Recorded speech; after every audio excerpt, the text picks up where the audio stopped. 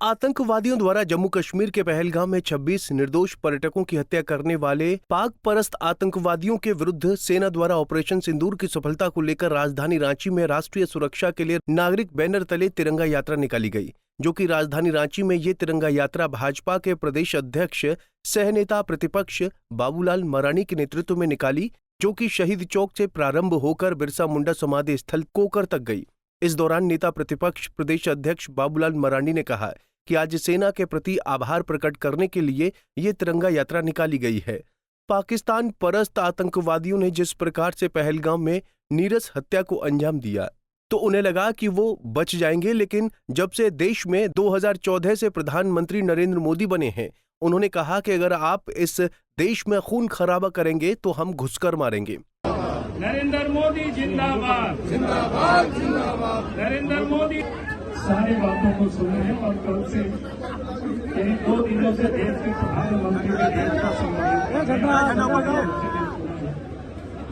मैं इतना ही कहूंगा कि आज देश के सेना के प्रति आभार प्रकट करने के लिए और देश के प्रधानमंत्री नरेंद्र मोदी जी के प्रति आभार प्रकट करने के लिए जो तिरंगा यात्रा है, शहीद चौक से लेकर के भगवान बिरसा मुंडा के समाधि स्थल तक। और आज आप सबने देखा, पूरा दुनिया ने इस बात को देखा, इस प्रकार से पाकिस्तान द्वारा आतंकवादियों को प्रशिक्षित करके भारत की धरती पर खून खराबा करते थे, लेकिन उन्हें लगता था कि शायद भारत में हम ऐसे ही बच जाएंगे।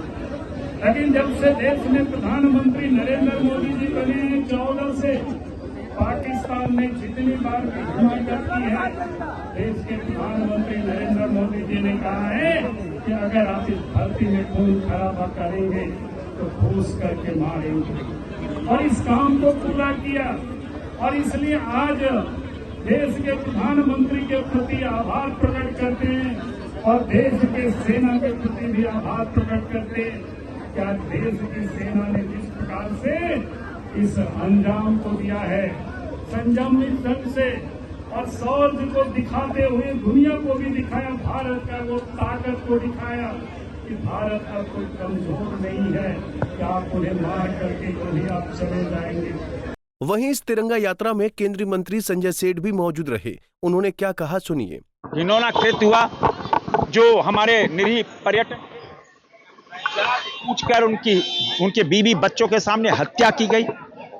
उनकी एक एक आंसू की एक एक बूंद का बदला भारतीय सेना ने लिया, और उसको भारतीय सेना ने ऐसे आतंकवादी, ऐसे उनके रहनुमाओं को नेस्तनाबूद करके बर्बाद कर दिया।